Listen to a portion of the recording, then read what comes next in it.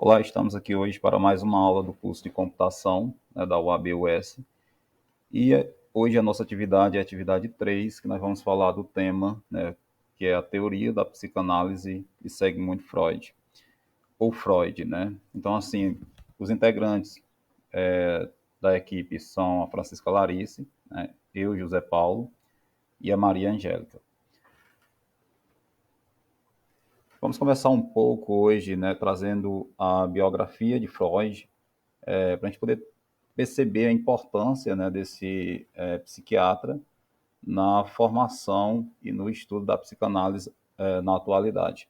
Freud ele nasceu em 1856, né, isso na Tchecoslováquia, e morreu em 1939. Grande parte da vida ele viveu na Austrália, em uma época marcada por conflitos constantes na transição do feudalismo ao capitalismo, por rupturas de concepções filosóficas e ideológicas, e pelo florescimento das universidades, das pesquisas científicas e das artes. Nesse cenário, formado em medicina e atuando na área da neurologia, Freud desenvolveu a psicanálise e, a partir de seus trabalhos clínicos com pacientes histéricas, realizadas em colaboração com os renomados médicos Joseph Breuer e Jean-Martin Charcot. Um dos métodos utilizados por Freud, né, é a gestação da psicanálise, que ele traz o método cartático.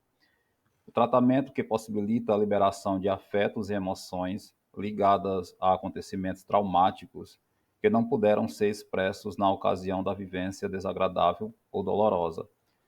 Esta liberação de afetos leva à eliminação dos sintomas, técnica utilizada por Breuer e posteriormente aceita por Freud.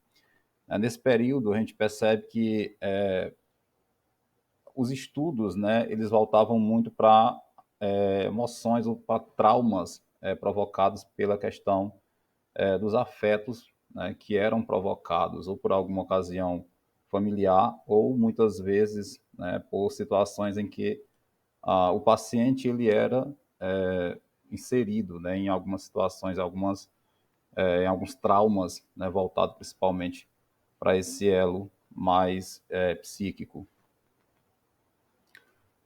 Uma outra é a descoberta do inconsciente, né, onde ele traz algumas situações, como por exemplo a resistência, que ele define a resistência como sendo a força psíquica que se opunha ao tornar consciente e a revelar um pensamento.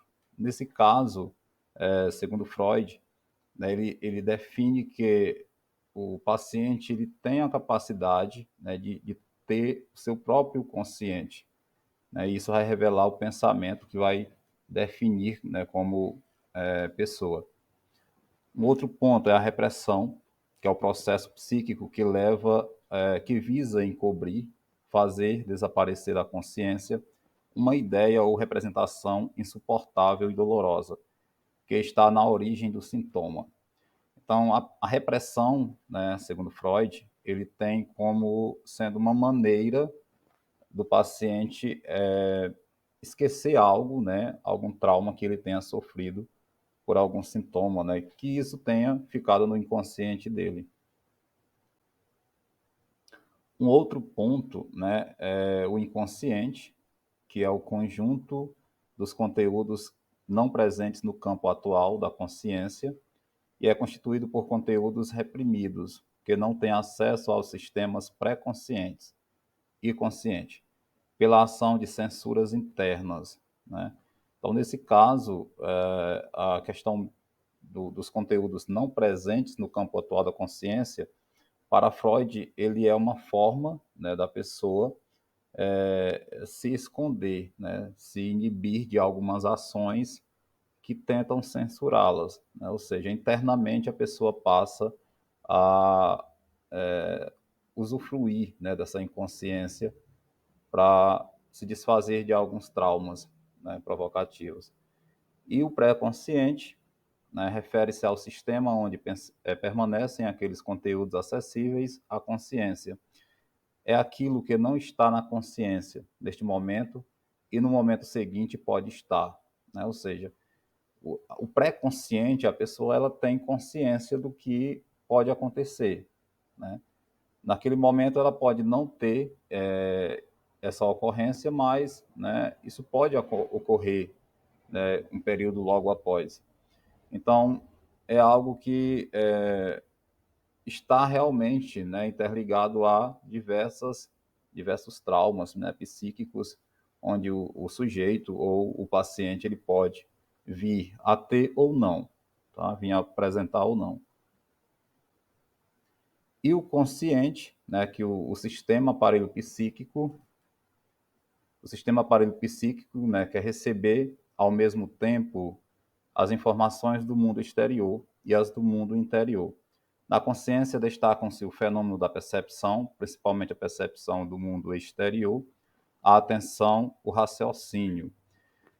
Nesse ponto, né, para Freud, o sujeito ele já tem consciência, né? O que ele vai fazer é algo que já está, né, vamos dizer assim, no consciente dele. Ele já tem essa percepção de mundo, né? E ele já pode raciocinar sobre o que pode acontecer, tá? Aí é onde ele vai definir a questão da consciência. Bom, agora eu vou falar um pouco sobre a descoberta da sexualidade infantil, que o libido, por exemplo, no processo de desenvolvimento psicossexual, o indivíduo nos primeiros tempos de vida tem a função sexual ligada à sobrevivência e, portanto, o prazer é encontrado no próprio corpo. Uma das principais características está ligada ao seu deslocamento ou mobilidade, sendo vinculado a aspectos psicológicos e a aspectos emocionais. As fases oral, a zona de erotização é a boca.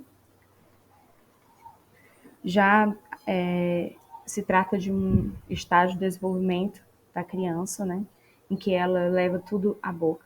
E foi criada por Freud para nomear a etapa de deslocamento do mundo por meio oral.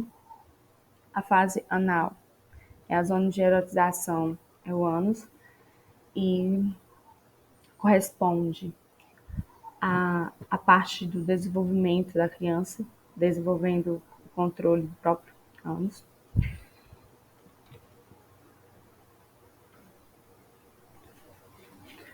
Já a fase fálica é a zona de erotização, é o órgão sexual, e sendo crucial para o desenvolvimento sexual na vida de uma criança. A latência se prolonga até a puberdade e se caracteriza para uma diminuição das atividades sexuais, isso é, se caracteriza por uma diminuição das atividades sexuais e isso há um intervalo na evolução da sexualidade, sendo também crucial para o desenvolvimento na vida. E a fase genital, na puberdade é atingida a última fase, onde quando o objeto de erotização ou de desejo não está mais no próprio corpo, mas está em um objeto externo ao indivíduo, ao outro. Segundo as teorias do aparelho psíquico, o id consiste na reservatório de energia psíquica e onde se localiza as pulsões de vida e de morte, as características atribuídas ao sistema inconsciente na primeira teoria, e são nessa teoria atribuídas ao id, né, e regido pelo princípio do prazer.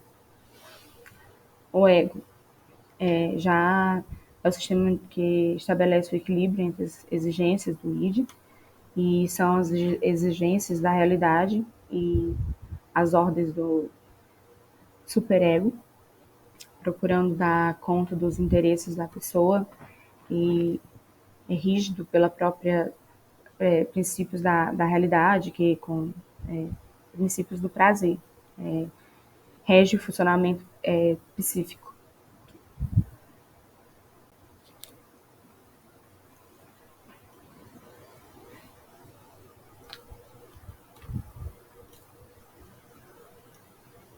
Já o superego origina-se com o complexo de Édipo, a partir da internacionalização das proibições, dos limites e da autoridade.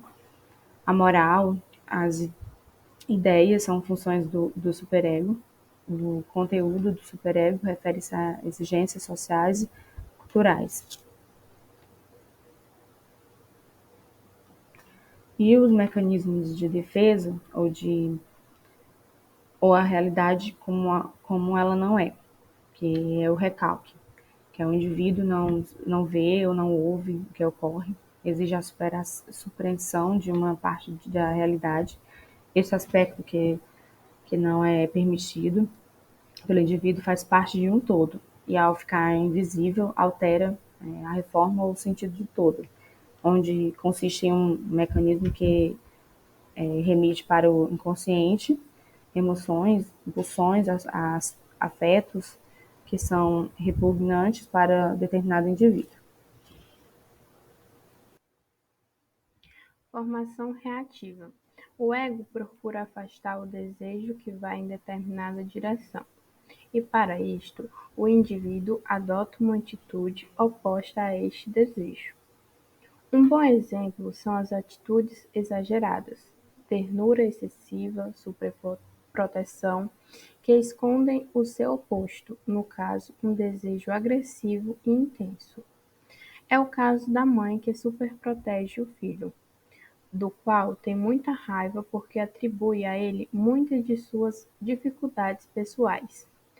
Para muitas destas mães, pode ser aterrorizador admitir essa agressividade em relação ao filho. A pessoa desenvolve atitudes e modelos de comportamentos que estão diretamente opostos dos impulsos subjacentes e que foram recalcados. Logo após, temos a projeção. É uma confluência de distorções do mundo externo e interno. O indivíduo localiza, projeta algo de si no mundo externo e não percebe que aquilo foi projetado como algo que considera indesejável. Um exemplo é o jovem que critica os colegas por serem extremamente competitivos e não se dá conta de que também é, às vezes até mais que os colegas.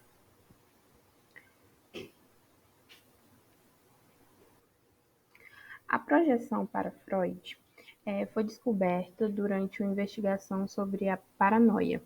Ele descreve a projeção como um mecanismo de defesa no qual o ego rechaça conteúdos ameaçadores, protegendo-os do mundo externo. Exemplo: o alcoólatra jamais admitirá perante si mesmo que se tornou impotente por causa da bebida.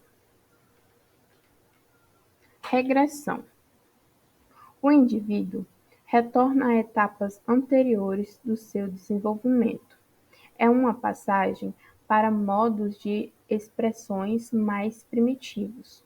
Um exemplo é o da pessoa que enfrenta situações difíceis com bastante ponderação e, ao ver uma barata, sobe na mesa aos berros. Com toda certeza, não é só a barata que ele vê na barata. Esse processo ocorreria em resposta a pensamentos ou impulsos inaceitáveis com os quais a pessoa não consegue lidar de forma adaptiva e poderia ser transitório ou crônico. Racionalização. O indivíduo constrói uma argumentação intelectualmente convincente e aceitável, que justifica os estudos deformados da consciência. Dois exemplos: o pudor excessivo, formação reativa, justificado com argumentos morais, e as justificativas ideológicas para os impulsos destrutivos, que eclodem na guerra, no preconceito e na defesa da pena de morte.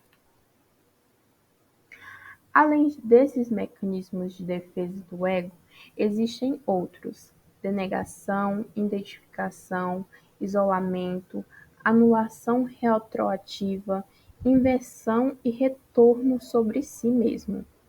Todos nós os utilizamos em nossa vida cotidiana, isto é, deformamos a realidade para nos defender de perigos internos ou externos, reais ou imaginários. O uso desses mecanismos não é em si patológico, contudo, distorce a realidade e só o seu desvendamento pode nos fazer superar essa falsa consciência, ou melhor, ver a realidade como ela é. Bom, e por fim, né, trazendo um pouco mais da teoria de Freud, a gente começa a perceber que a teoria de Freud ela nos remete ao inconsciente, né? É tanto que Freud, em seus diversos estudos sobre a inconsciência, né, a inconsciência humana, a inconsciência enquanto pessoa, ele começa a perceber que os sonhos, né, enquanto as pessoas pensam que os sonhos revelam para elas algo do futuro, Freud passou a perceber que não, né? O sonho simplesmente ele é algo, né, que está na pessoa de um momento que já tem acontecido, né? Ou seja, geralmente o sonho ele remete a algo que aquela pessoa já viveu, já passou. Tá? Então, assim, pensar em Freud é sempre a gente pensar nessa questão do inconsciente. Por que, né, que inconscientemente as pessoas elas remetem, né, algo que elas já passaram com alguma coisa relacionada ao futuro? Seria mais fácil pensar o futuro, né, do que muitas vezes entender o passado.